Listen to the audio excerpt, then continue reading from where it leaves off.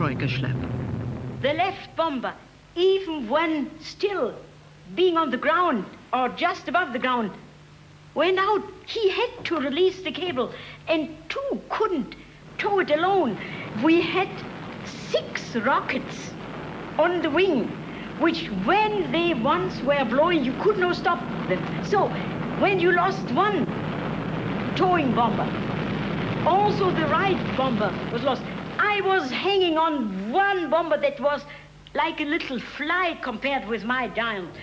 And all 6 rockets were burning.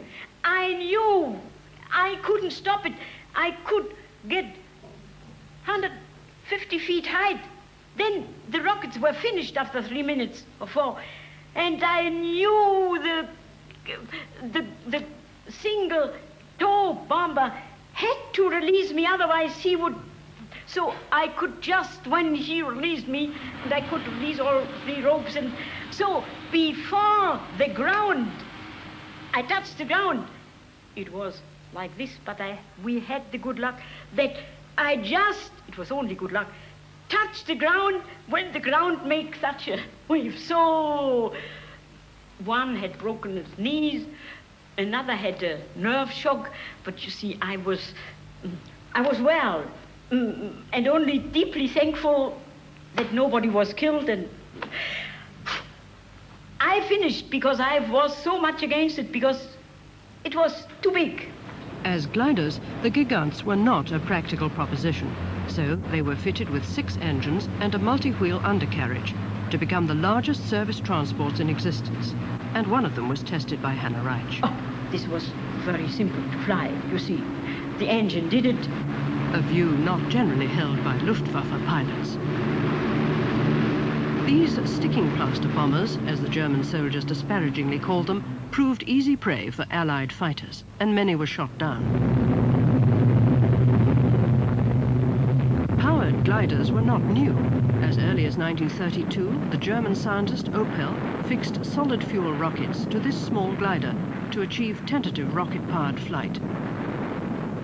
By 1941, the idea had been developed into the Messerschmitt 163. This diminutive delta-winged fighter was designed by Dr. Lippisch and powered by an incredibly efficient liquid-fueled rocket. The prototype, flown by Heini Dittmar, took off from Karlshagen at Peenemünde in 1941.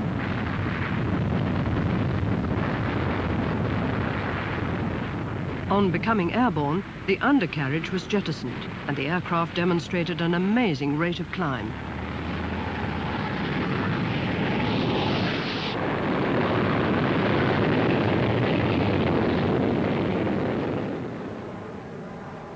Later, Dittmar was towed to altitude to conserve fuel, when he achieved 623 miles per hour, easily breaking the existing world speed record, though naturally this was not claimed due to wartime security.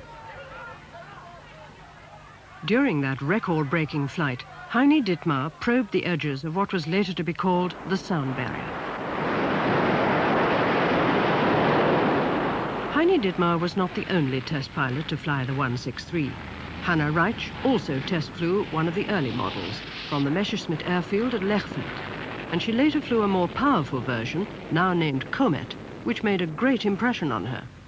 And I can only tell you, it was fascinating. It was like thundering through the skies, sitting on a cannonball, like being intoxicated by speed. It was not difficult to fly it. It was only an overwhelming impression. At the end of the airfield, or the airfield boundary, you already reached about 500 miles per hour, and with constant speed, you were climbing up in 1.5 to 2 minutes into a height of 30,000 feet. Exhilarating though it undoubtedly was, after 6 minutes the Comet's rocket fuel was exhausted, and the world's fastest fighter became the world's fastest glider. But the landing was not the only difficulty. The fuel used by the Comet consisted of Seestoff and T-Stoff. They were basically methanol alcohol and hydrogen peroxide, which are highly incompatible. A few drops of one on the other produced a violent reaction.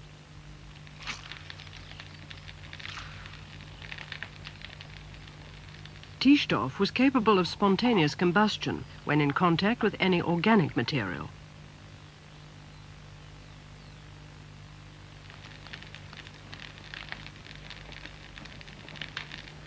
Which of course included the pilot. In view of the nature of the fuel, Hanna Reitsch, like all Comet pilots, had special protective clothing. But despite this protection, some pilots were dissolved alive by the murderous fuel. Hanna Reitsch well remembers the dangers of test flying the Messerschmitt comets. I experienced 2 comrades blowing to pieces when their plane exploded. On one of Hanna Reitsch's test flights, as she was towed into the air, the undercarriage refused to jettison. I couldn't get rid of it. At the same time, this often happens when you have an accident, that many things at the same time go out of work. So all electrical operating instruments were kaput. Also the landing flaps, and so many, and also the radio connection with the tow pilot and with the ground. So it was difficult to let the tow pilot know that I wanted to come into a great height. So for 10 minutes he circled in a height of about 900 feet, but I stubbornly remained on the rope. And suddenly, and I only watched when the ambulance and the stretcher and the fire truck and all came to receive me, and I thought that, oh, I hope I will come quite safely down.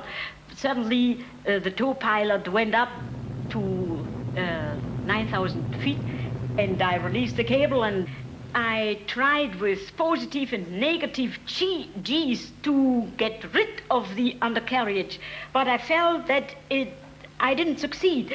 But I hope to bring this test plane to the ground safely, because such a test plane has many valuable instruments, and but because all electrical operating instruments didn't work, also not the landing flaps, the last side slip, I had to come to approach the airfield in a greater height as normally, in order to be sure that you will reach the place, and you had then to lose height with a cautious side slip. But this destroyed the whole airflow, because it was only wing without tail plane. It came out of control and crashed in a field and was completely demolished, and my head came to an instrument, and I suffered, my nose was, I have an artificial nose, and it's quadruple of fractured head and vertebra broken and many things. So after having been 5 months hospitalized, I was well again, spurred on by the only burning wish to continue as test pilot again. By 1944, Comets had become operational, single gun camera record, and the pilot of that Comet was himself killed a few days later when his 163 fighter blew up on takeoff for no apparent reason. Soon after that, all the operational Comets were immobilized on their airfield at Brandis due to the bombing of the only factory making the special fuel. On recovering from her multiple injuries, Hanna Reitsch flew to Peenemünde, but she had chosen a most unfortunate day.